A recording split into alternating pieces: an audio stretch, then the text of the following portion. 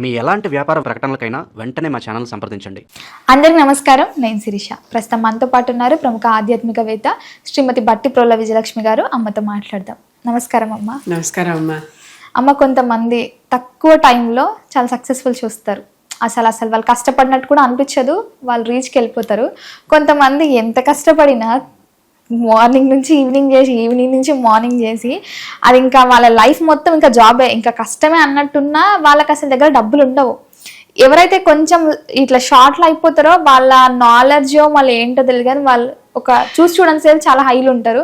కొంతమంది మేము కూడా ఎంత కష్టపడినా ఎప్పుడు చూసినా డబ్బు నించోదు, మా దగ్గర డబ్బు ఉండదు, ఇలా వస్తుంటే ఇలా వెళ్ళిపోతుంటుంది. మెయిన్గా అసలు డబ్బు ఈ నిలబడకపోవడం వల్ల ఏంటి, అసలు దీనికి కారణం ఏంటి? ఒక్క మాట చెప్తా. డబ్బు ఇలా వస్తుంది ఇలా పోతుంది అన్నావు కదా, కావలసినప్పుడల్లా వస్తే డబ్బు ఉన్నట్టే లెక్క. అర్థమైందా?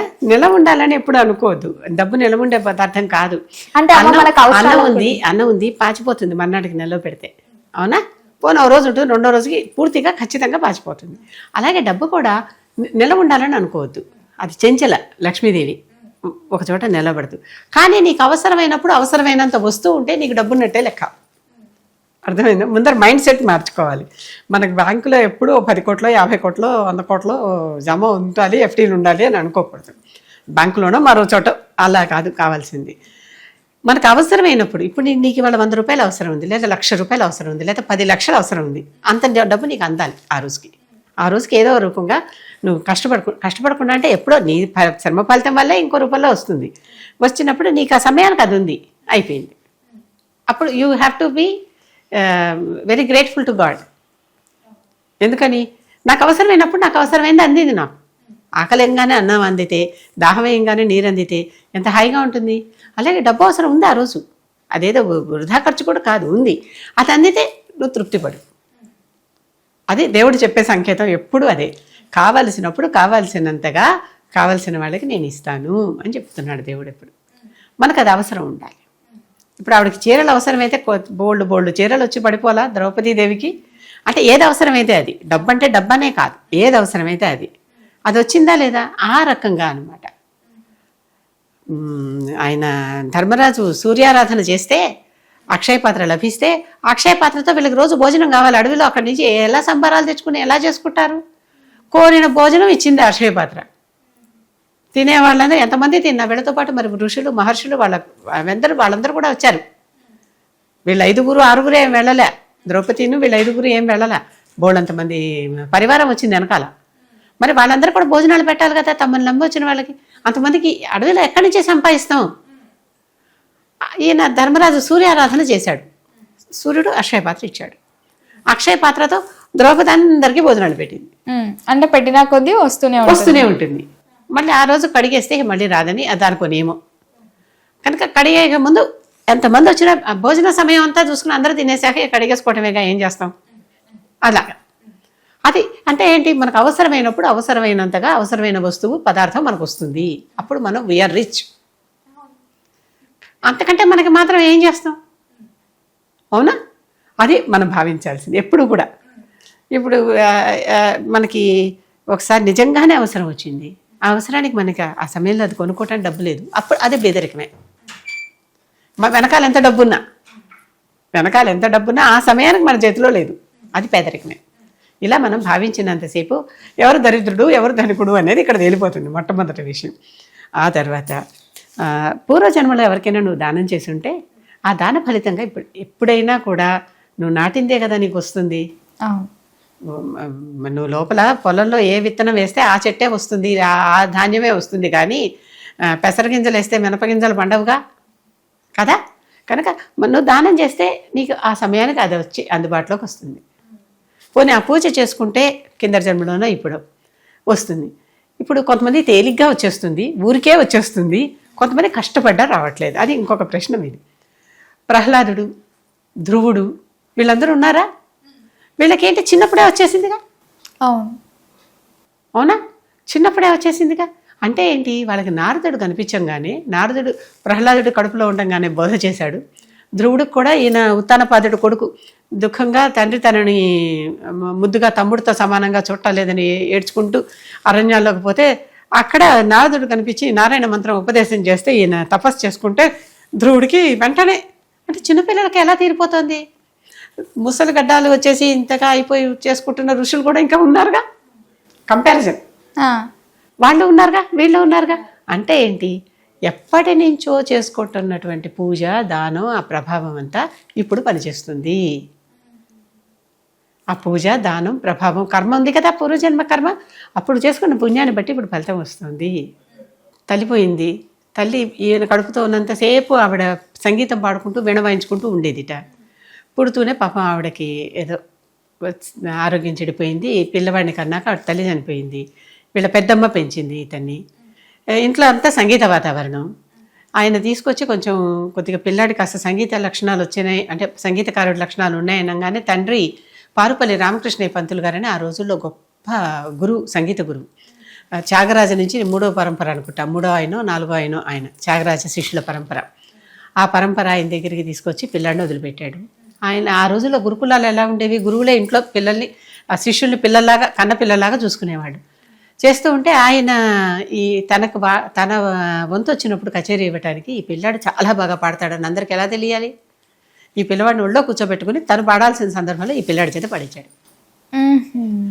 అంటే మరి అంత చిన్న, ఇప్పుడు ఎంత నీలాంటి వాళ్ళు నాలాంటి వాళ్ళు ఇప్పుడు కూర్చున్న సంగీత కచేరీ ఎంత నేర్చుకున్నా ఇవ్వలేని వాళ్ళు ఉన్నారు కదా.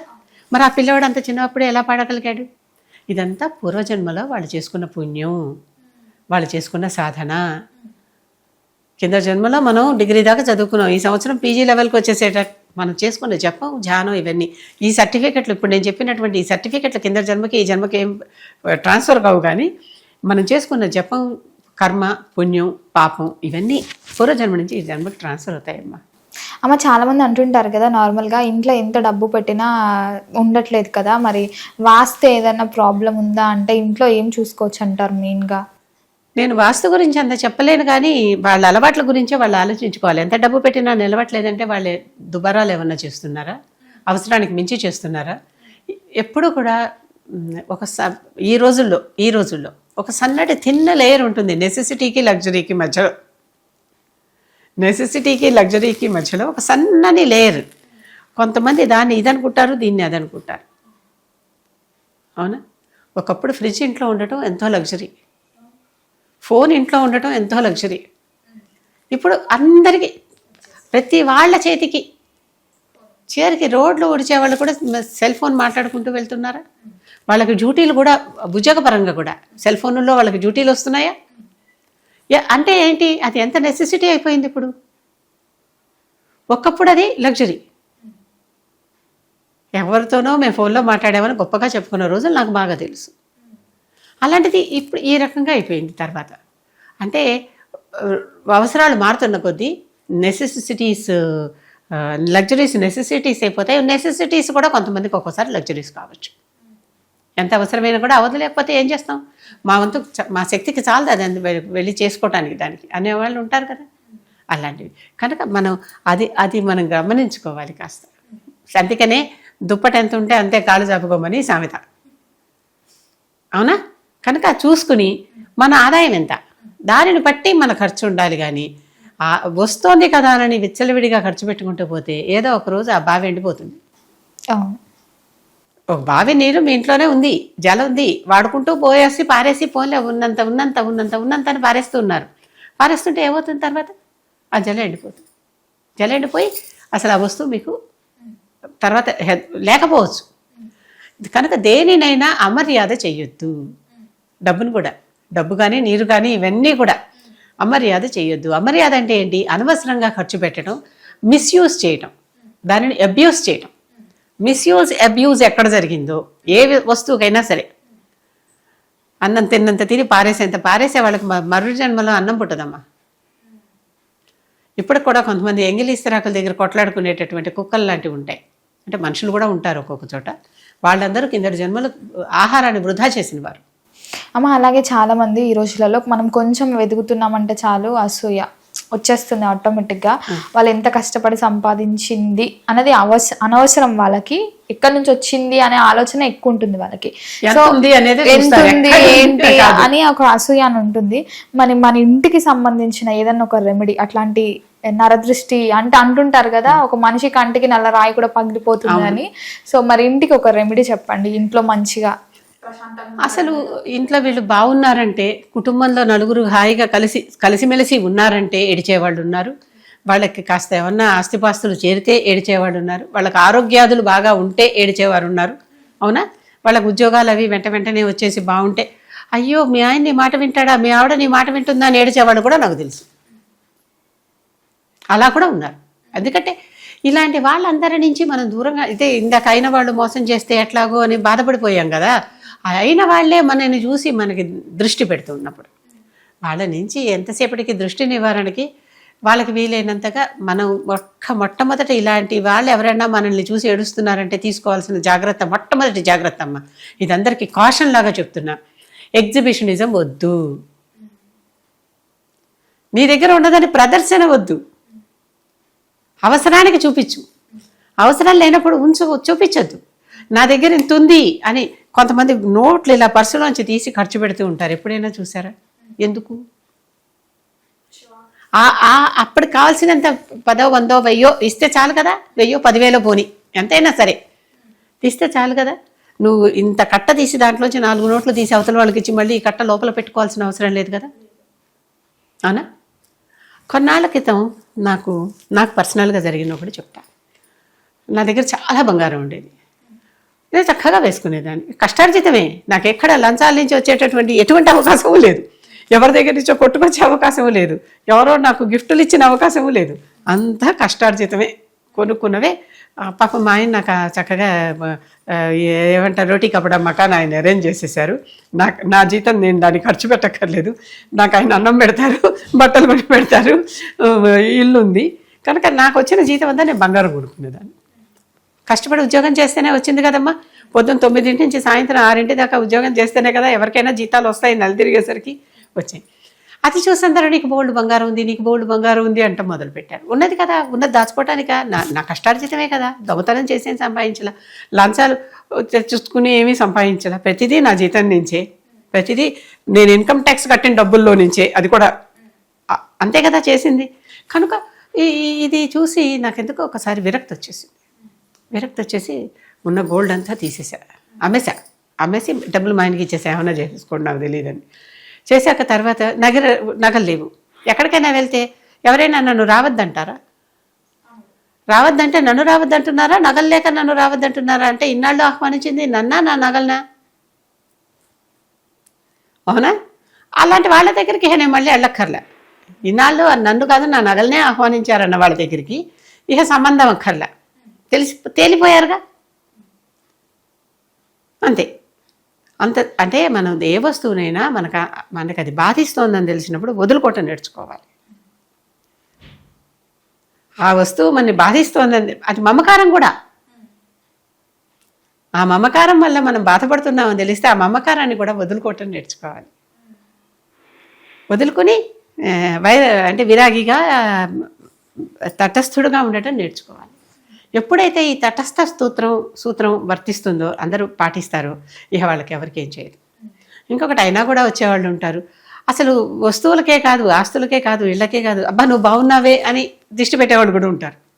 అబ్బా నువ్వు ఎంత బాగున్నావు ఇవాళ అని దిష్టి పెట్టేవాళ్ళు కూడా ఉంటారు, చాలామంది ఉంటారు.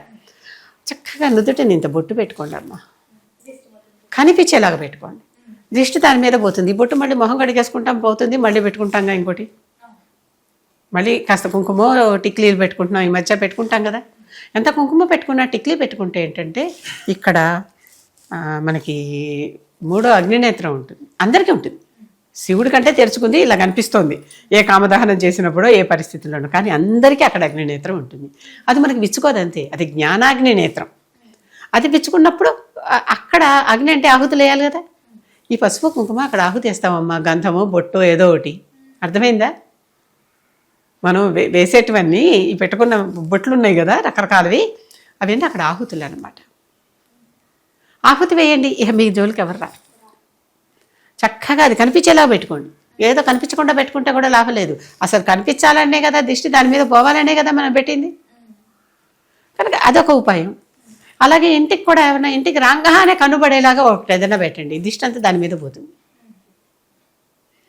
అందుకే మంచిగా బయట ఒక రకం రాక్షసుడు బొమ్మలు అలాంటివి పెట్టుకోవటం మొదలు పెట్టారు కదా, అది దాని మీదకు పోతుంది దృష్టి. ఏంటి ఇంత పెద్దగా ఇలా పెట్టారు అని ఫస్ట్ దాన్ని చూస్తారు, వెళ్ళిపోతుంది. గుమ్మడికాయ పెట్టుకోవటం, అలోవెరా చెట్లు పెట్టుకోవటం, లేకపోతే గణపతి బొమ్మ పెట్టుకోవటం, ఇలాంటివి ఉన్నాయిగా, పెట్టుకోండి. అక్కడే అయిపోతుంది. గుమ్మల్లోనే వాళ్ళు తీసేసి దాని కింద నుంచి బయటకు వస్తారు.